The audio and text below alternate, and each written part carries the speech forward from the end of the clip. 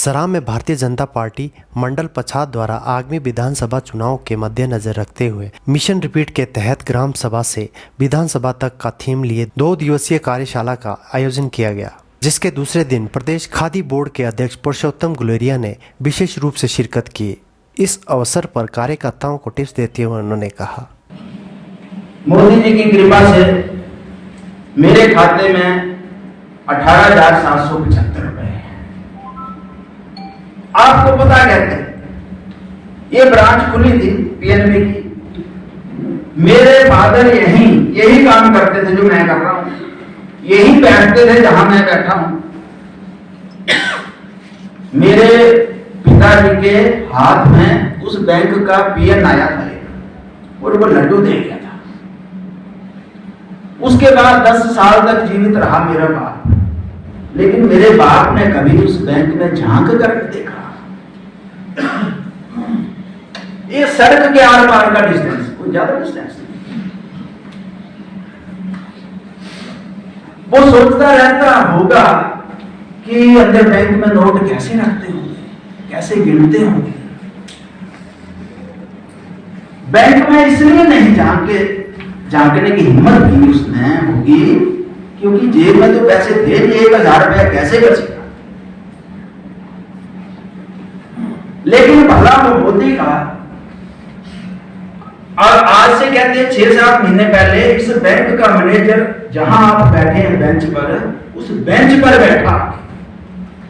मैंने वो कुछ नहीं किया, मेरे से नाम नंबर एड्रेस पूछा उसने और मेरे केवल हस्ताक्षर करवाए और वो फार्म ले गए।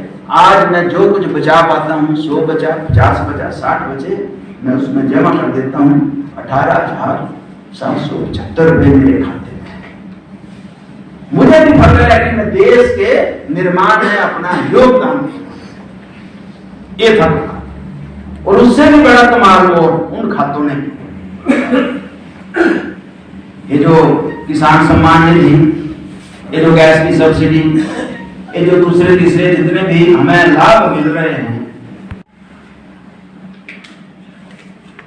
हमें लगा कि लोग अपनी गैस की सब्सिडी क्यों छोड़ेंगे, लेकिन देखते देखते देखते 1 करोड़ लोगों ने अपनी गैस की सब्सिडी छोड़ी।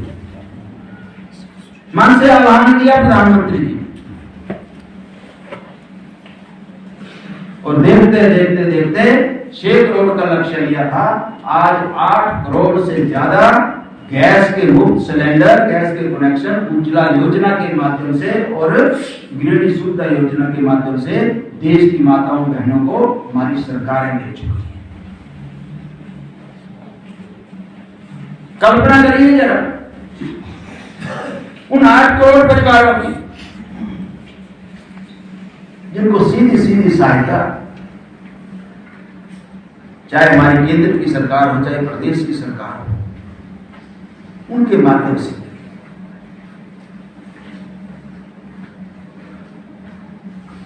यानी कि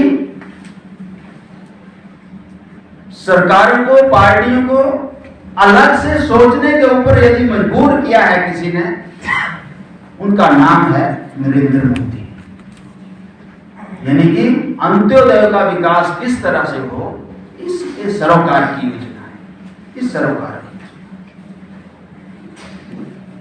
हम सुबह से शाम तक काम में लगे रहते हैं और उस काम का ठीक से हमें लाभ भी मिले।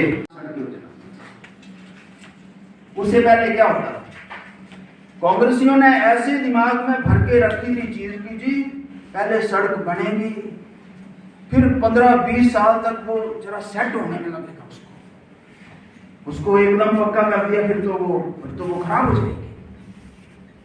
दिमाग में भरती हुई थी ये चीजें, यानी कि सड़क बन जाएगी, फिर 25-30 साल बाद वो पक्की होगी। वाजपेयी जी आए, आगे आपके जेसीबी चली है, बुलडोजर चला है, पीछे पीछे इसको पक्का कर रहे हैं।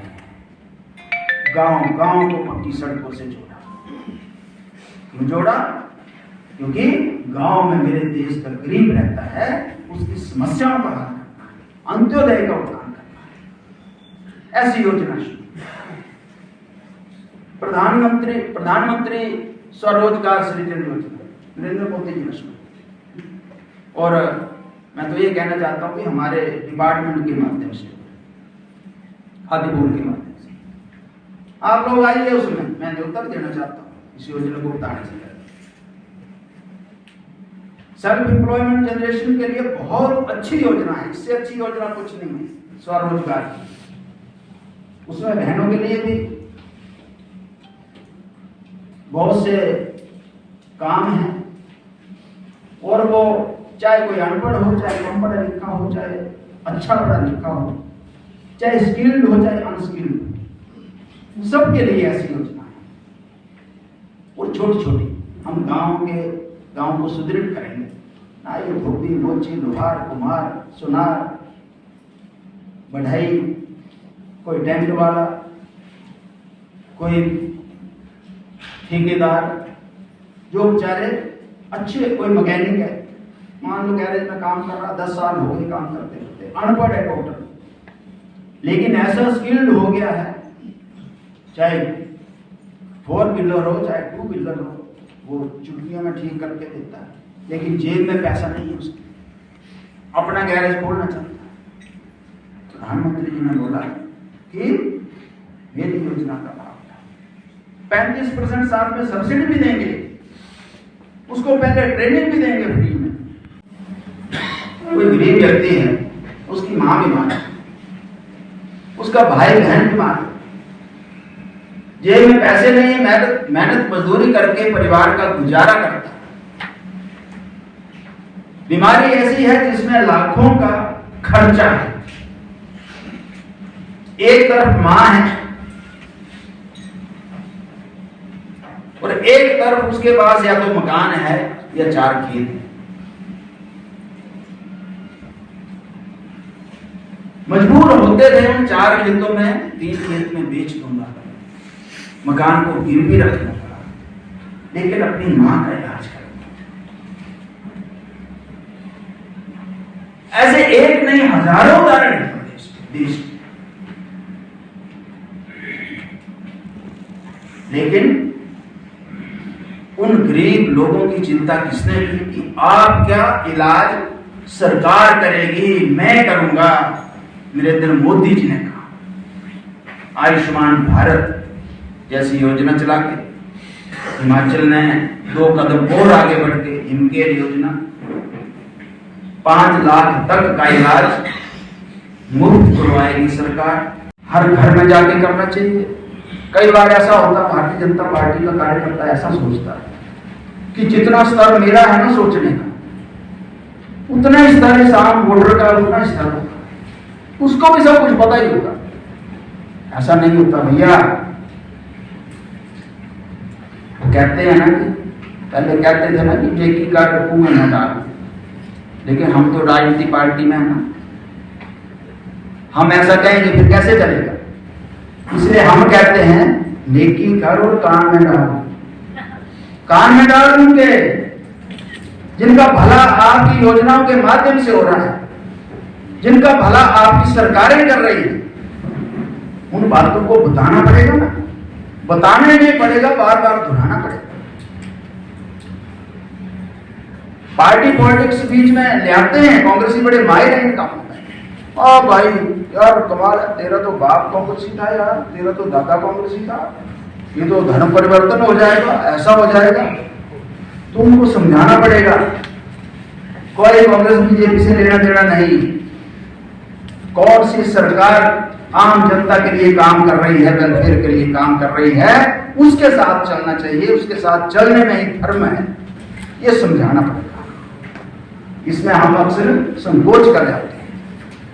इसलिए मिशन रिपीट 2022 तभी संभव होगा। यहाँ पे मेरे प्रधान भी बैठे हैं, मैं आप सबको बधाई देना चाहता हूँ और पछाड़ के कार्यकर्ताओं को भी बधाई देना चाहता हूँ। 67 ग्राम पंचायतों में से 44 ग्राम पंचायतों पर हमारे प्रधान उप प्रधान बने हैं और बीडीसी में तो और भी अच्छा रिकॉर्ड है। 30 में से 21 बीडीसी मेंबर हमारे हैं, दोनों बीडीसी हमारी बनी है। इसके लिए मैं आपको बधाई भी देना चाहता हूं। लेकिन मिशन रिपीट 2022 हम लोगों की कारगुजारी के